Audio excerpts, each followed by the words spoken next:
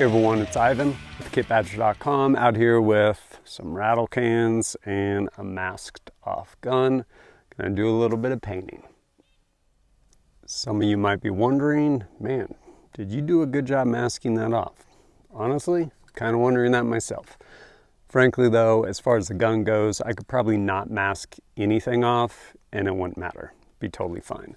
As far as the optic goes, well, actually, Vortex has an amazing warranty process, so I already experienced that.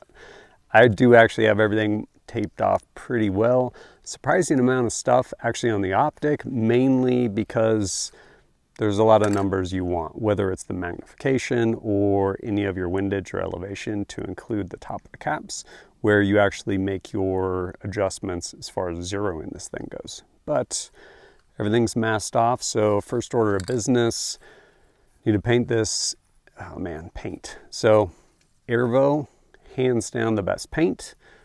Amazing, pretty much all of your like legit military colors, everything like that.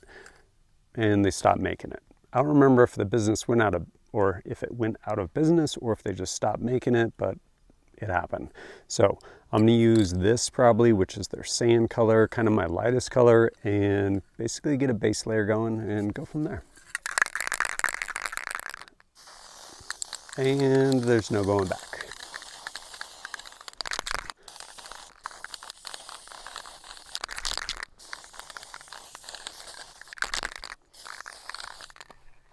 All right, we're done. Just kidding.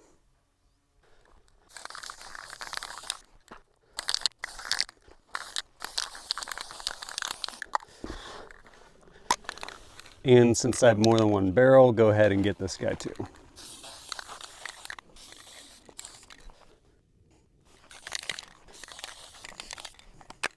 First order of business, as you can see, isn't to make this thing necessarily like super thick, one solid color, because we're going to come over the top of it with our other colors. So we want to make sure most of it is pretty well dusted, and then we'll start moving into whatever colors we want to add. There's a lot of ways to skin this cat.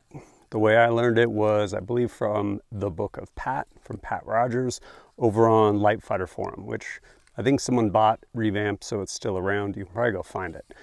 And yeah, that's where I got Airvo, and that's where I got this. You can use anything. You can cut out stencils, make it multicam if you want, but I find this to work really well.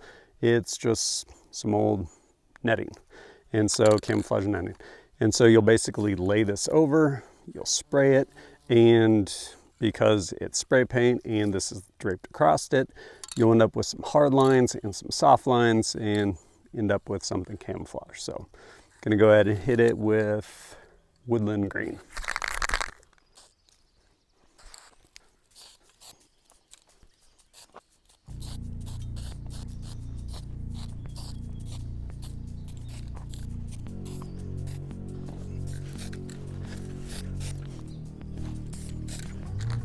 Next up, I have some earth brown. This is actually the darkest I'm gonna go as far as any of the colors.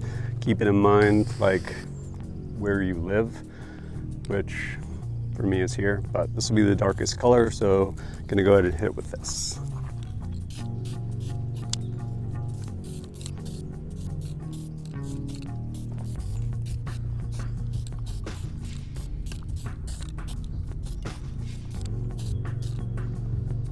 Next, I have kind of a mid-range green, this being olive drab. So I'm gonna hit it with that, hopefully. Again, old spray paint. Bam, in business. All right.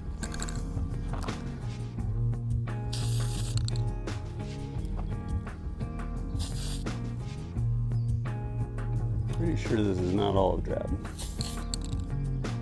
It is not olive drab. Oh, this is coyote, which funny enough, I was actually gonna hit it with. So coyote is actually a lighter brown than the other brown I'd already painted on here, so we will hit it with this.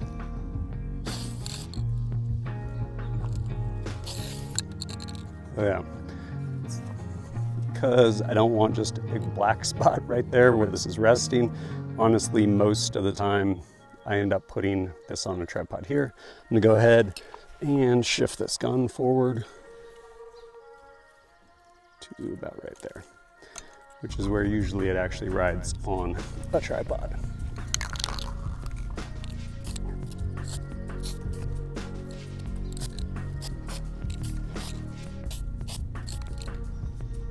Next up, I have some olive, which is basically, it is a green, just a different shade.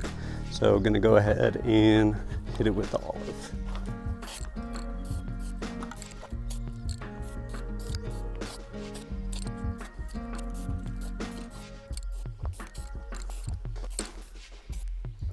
And something I forgot I even had, but checking in my box of paints. At one point, my boys were really into 3D printing, so ended up printing this Mythalosaur stencil. So, man, I was looking at this, not a lot of places. And the sunshade will probably end up coming off, so can't really fit it there. I think best spot is probably like, try and get it in there or something like that. So try and make it work. I'm gonna fire the cameraman because he didn't hit record. Well, actually it's me, but this guy right there, forgot to record it. You can see it, pretty subtle, but if you're looking for it, pretty cool. Now, while I wait for paint to dry, I'm gonna go ahead and get a little shooting in with my revolver. 25 yard, just slow fire at this B8 and see what we can do.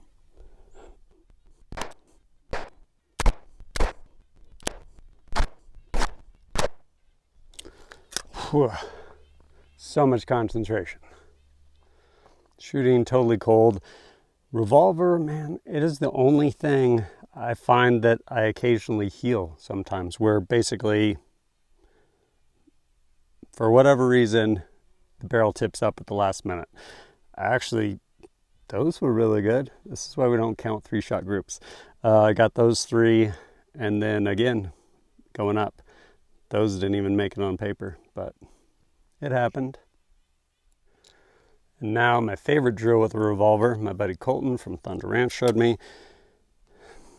I have 8 rounds, not 6, so it's a little bit different, but I'll basically fire a round, open the cylinder, spin it, close it, fire 2 rounds, however many trigger presses, do that again, and 3 rounds, 6 shots. But since I have an 8-shot, I do it one more time, getting the last 2 of those 6. So I get caught dirty a lot, but learning is fun.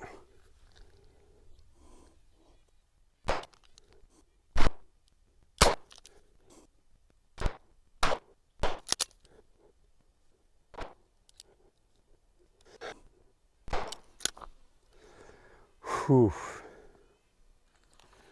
Falling apart out here, going downhill. I got those 4, 5, 6, and again, man, going high. But yeah, just something I am working on. Definitely a journey. All right, I'm gonna go ahead and shoot one more string because my paint's probably about dry. Just about ready for that last step.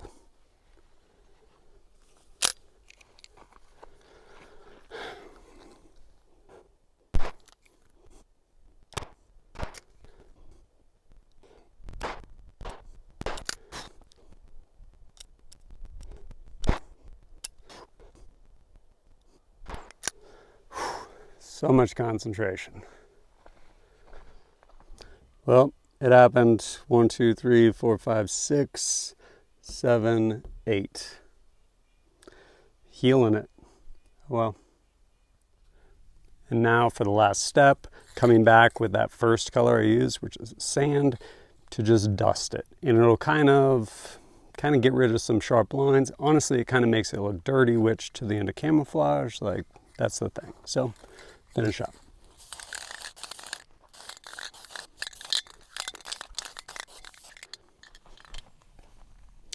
And now we just let it dry.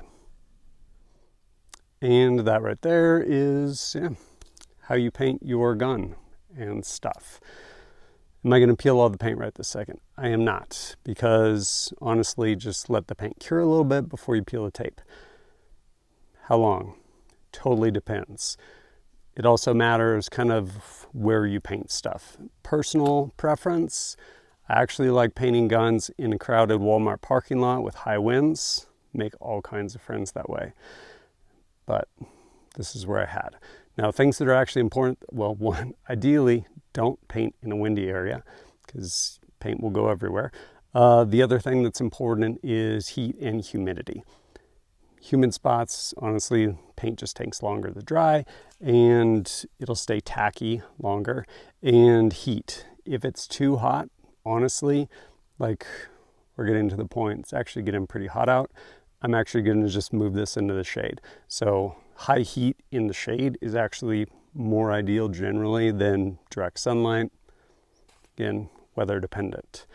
Reasons why you would paint your gun.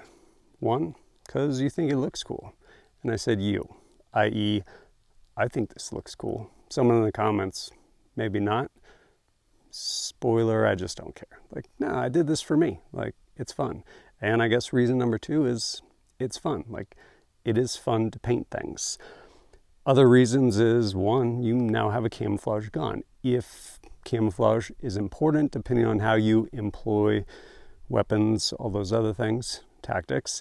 And another reason, which honestly is just a really practical reason. If you are somewhere where it gets really hot, paint your gun. Like, don't paint it black or don't leave it black. Reason being is, man, and you probably know this, if you live somewhere hot or you've worked somewhere hot, maybe you're in Afghanistan, if you have a black gun and it spends any amount of time in direct sunlight and you go to grab it, it is crazy how hot they get. Really, really hot, especially the aluminum. Plastic, it'll still get really hot. Definitely not as hot as the metal, but yeah. Honestly, it helps with that, especially lighter colors. And did I mention it's fun? And it looks cool. But yeah, hopefully this has been helpful. As I mentioned, Airvo no longer makes paint, unfortunately. I have like the last of my supply that I'm kind of working through. But Rust-Oleum, it works pretty good. Some of their like camouflage spray paints, they're pretty flat. And yeah, try it or don't, up to you. But as always, thanks for joining us at kitbadger.com. Look forward to seeing you next time.